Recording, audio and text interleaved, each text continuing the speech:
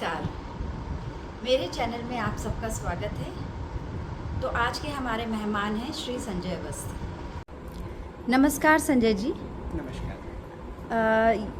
जैसे कि आप देख रहे हैं कि आजकल चुनाव चल रहे हैं और सारे विपक्षी दल एक ही मंच पर एक साथ खड़े हुए हैं और शोर मचा रहे हैं कि लोकतंत्र बचाना है, संविधान बचाना है और तानाशाही हटाना है। तो मेरा प्रश्न आपसे ये है कि इस पर आपका क्या कहना है? क्या आपके विचार हैं? कुछ स्पष्ट करेंगे क्या? कितनी विचित्र बात और हास्यास्पद बात है रनु जी कि ये जो बात कर रहे हैं, तानाशाही को हटाना, संविधान बचाना, लोकतंत्र बचाना, ये कौन कह रहा है? ये वही दल कह रहे हैं ना जिनमें इन सब का इतिहास अगर आप पलट करके देखिए तो तानाशाही के नमूने भरे पड़े हुए हैं। लोकतंत्र की धज्जियाँ उड़ा दी हैं जिन लोगों ने। संविधान को तो पैरों के नीचे कुचल दिया है। आप कांग्रेस को ही ले लीजिए, शुरुआत कर लीजिए कांग्रेस से ही। संविधान को तो ये कुछ समझते ही नहीं है, लोकतंत्र को कुछ समझते ही नहीं। इनका तो इतिहास ही इसी तरीके का रहा है। जिनका प्रधानमंत्री ही जो है चुना नहीं गया था, सबसे पहला प्रधानमंत्री बने थे जब वो, तो किसी इलेक्शन के थ्रू थोड़े हुए थे, वो तो एक सिलेक्शन हुआ था। उसके बाद पीढ़ी दर पीढ़ी चलती चली आई। पहले प्रधानमंत्री जवाहरलाल नेहरू, उसके बाद इंदिरा गांधी, उसके बाद जो है संजय गांधी का प्रयास किया गया बनाने का, फिर राजीव गांधी, और राजीव गांधी के बाद जो है उनकी पत्नी सोनिया गांधी को बीच में एक थोड़ा सा पीरियड रहा जहाँ पे वो नरसिम्हा राव जी आए, लेकिन वो एक बड़ा शॉर्ट पीरियड था। उसके बाद सोनिया गांधी के बाद अब जो है वो प्रयास कर रहे हैं उसको लॉन्च करने का, राहुल गांधी को, प्रियंका गांधी। माने एक परिवार ही उनका लोकतंत्र है, एक परिवार ही संविधान है और एक परिवार ही सब कुछ है। वो दल कह रहे हैं कि संविधान बचाना है। आप देख लीजिए, कांग्रेस का इतिहास उठा के देख लीजिए।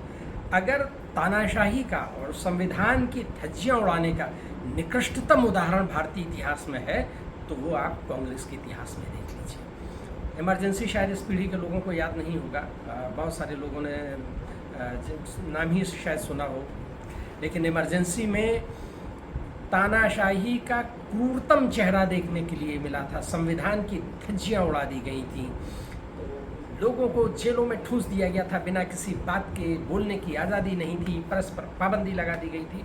ये सारा कुछ हुआ था। उस दौरान के जो लोग, जो पीढ़ी उस दौरान की गवाह है, वो अच्छी तरीके से जानती है। और वो लोग आज बात कर रहे हैं संविधान बचाने की, वो लोग आज बात कर रहे हैं तानाशाही हटाने की। आप सोनिया गांधी का इतिहास ले लीजिए। सोनिया गांधी कैसे बनी? केसरी जी इनके राष्ट्रीय अध्यक्ष थे, उनको कमरे के अंदर बंद करके, बेइज्जत करके और ज़बरदस्ती जो है वहाँ से उनको हटा करके, निकाल करके फिर सोनिया गांधी को बनाया गया राष्ट्रीय अध्यक्ष। ये लोग बात करते हैं तानाशाही की, ये लोग बात करते हैं तानाशाही से बचाने के लिए, ये लोग बात करते हैं संविधान बचाने के लिए।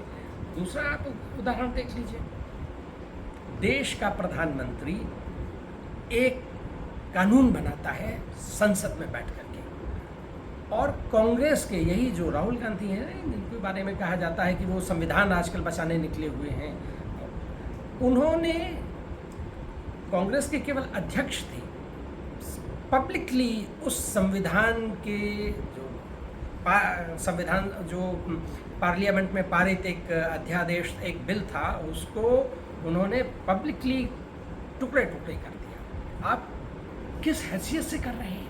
मतलब देश की पार्लियामेंट से पारित एक कानून को आप पब्लिकली फाड़ दे रहे हैं। प्रधानमंत्री की कोई हैसियत ही नहीं रखी आपने। ये लोग बात कर रहे हैं आज संविधान बचाने की, ये लोग बात कर रहे हैं आज लोकतंत्र की। तो लोकतांत्रिक मूल्यों की जो धज्जियाँ उड़ाई हैं, लोग संविधान की धज्जियाँ उड़ाई हैं। तानाशाही का तो इतिहास मैंने जैसे आपको बताया ही कि लोगों ने किस तरीके से देश में अराजकता फैला रखी थी, कोई बोल नहीं सकता था इन लोगों के खिलाफ। यहाँ तक नारा दिया गया था, India is Indira, Indira is India, जिनको आज देवी की तरीके से पूछते हैं, उनके खिलाफ कोई बात नहीं कर सकता था, सिर नहीं उठा सकता था। मोदी की तो बात आप छोड़ दीजिए, आज की तारीख की, अभी मैं उस पर भी आऊँगा। दूसरे दल देख लीजिए, सपा की बात कर रही है। सपा में जहाँ इनका परिवार, लोकतंत्र परिवार से ही शुरू होता है और परिवार ही पे ख़त्म हो जाता है। ज़्यादा राजद की भी देख लें, वहाँ लालू के अतिरिक्त और कौन है, उनका और उनका परिवार। अब ये लोग लोकतंत्र बचाने की बात करेंगे, कितनी हास्यास्पद बात है।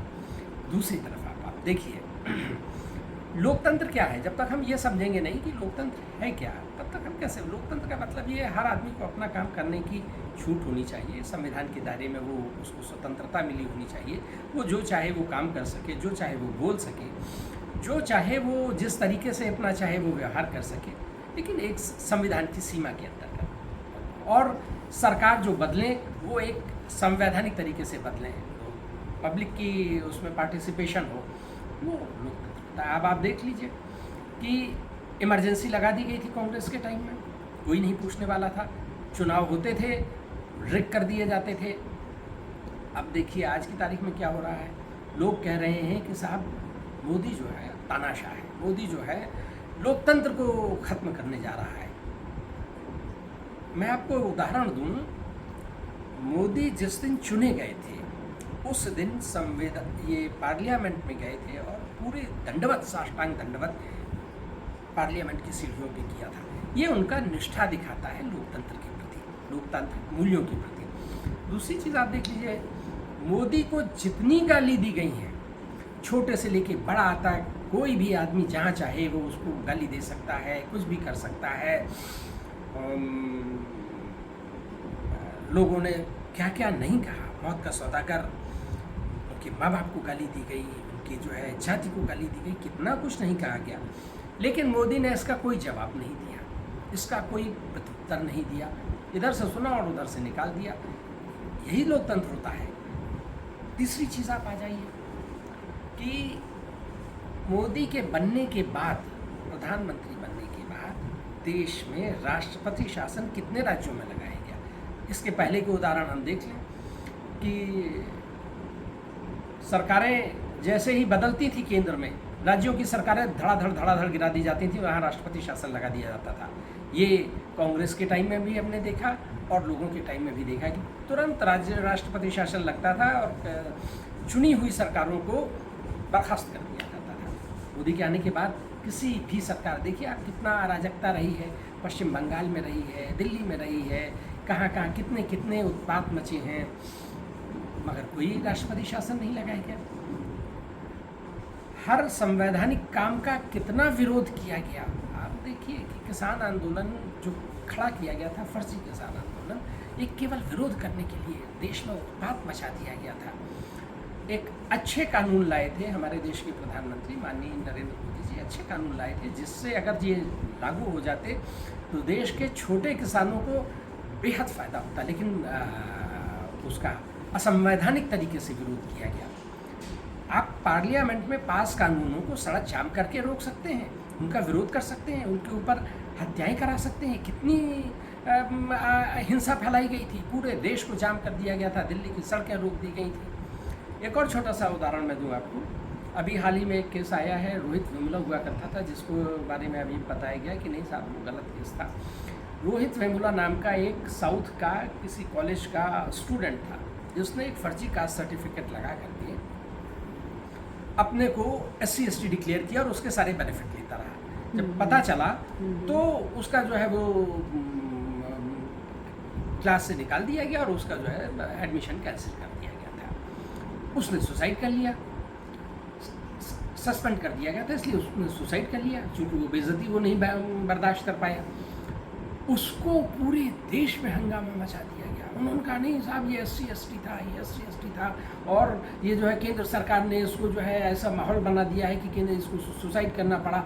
माने एक व्यक्ति की जिसने गलत सर्टिफिकेट लिया था, उसने सुसाइड किया, उसको इस तरीके से प्रेजेंट किया गया जैसे कि उसकी हत्या कराई है केंद्र सरकार ने। अब इससे ज़्यादा हास्यास्पद चीज़ें हो नहीं सकती, इससे ज़्यादा कलुषित मानसिकता नहीं हो सकती विपक्ष का। तो कितना विरोध, और उस विपक्ष को पूरी तरीके से सहता रहा। न तो मोदी सरकार में किसी को अंदर किया गया, न जेल में डाला गया, न कुछ किया गया। सामने आप देख लीजिए पश्चिम बंगाल में पता नहीं किसी ने एक कोई पेंटिंग बना दी, कोई कार्टून बना दिया, और उस कार्टून बनाने वाले को उठा करके जेल में डाल दिया गया, जो ममता जी को बड़ा बुरा लगा और उन्होंने उठा करके जेल में डाल दिया गया। तानाशाही इसे कहते हैं। हाल में अभी देखिए, एक यहाँ पे न्यूज़ एंकर हुआ करते थे, उन्होंने कुछ किया तो पंजाब से पुलिस चली आई, जाकर के उसको उठा करके जेल में बंद कर दिया गया। प्रयास किया गया था, पंजाब की पुलिस आई थी। तानाशाही इसे कहते हैं। मोदी सरकार में मैं तो नहीं समझता कि ऐसा किसी के साथ में, सबको पूरी छूट मिली हुई है, गाली देने की छूट मिली हुई है, उनका विरोध करने के लिए छूट दी गई है, तिल का ताड़ बनाने की छूट दी गई है, हिंसा करने की छूट मिली हुई। उसका कारण सिर्फ ये है कि मोदी संविधान में आस्था रखते हैं, मोदी लोकतंत्र में आस्था रखते हैं, और अगर डिक्टेटोरियल एटीट्यूड होता मोदी का तो मजाल नहीं है कि इस तरीके की कोई भी घटना हो सकती थी। हमने इमरजेंसी में देखा है, हमने पश्चिम बंगाल में देखा है, हमने दिल्ली में देखा है, जहाँ पर आपको शायद याद हो कि ऐसा स्वांग रचा गया था कि एक व्यक्ति को पेड़ पर लटक करके उसकी जान ले ली, और ये लोग जो है हंस रहे थे बैठ करके। इस तरीके के माहौल हमने देखे हैं। अपनी निहित स्वार्थों की रक्षा करने के लिए जान तक ये लोग ले रहे हैं। बहरहाल ये तो खैर उसकी बात है। तो ये जो कहना है कि साहब संविधान की रक्षा और लोकतंत्र को बचाना और तानाशाही के खिलाफ, ये केवल एक आड़ है, कुछ नहीं। इन लोगों को सिर्फ अपनी चिंता है, अपने बारे में सोचते हैं, अपने अस्तित्व बनाए रखने के लिए ये सारी बातें की गई हैं, और नौटंकी में ये लोग बड़े एक्सपर्ट हैं। संविधान में न तो संविधान खतरे में है, न लोकतंत्र खतरे में है, और न ही यहाँ पे कोई किसी प्रकार की तानाशाही है। जितनी छूट मिली हुई है इस सरकार में लोगों को, इतनी छूट इसके पहले कभी नहीं देखी गई है। खासतौर से कांग्रेस सरकार में तो मैं कह ही सकता हूँ, इंदिरा गांधी की सरकार में कह सकता हूँ, बिल्कुल भी छूट नहीं थी, लोग बात नहीं कर सकते थे। खैर मैं समझता हूँ कि जनता यहाँ की समझदार है, और वो इस बात को अच्छी तरीके से समझती है। अभी इस इलेक्शन में इसका जवाब भी देगी।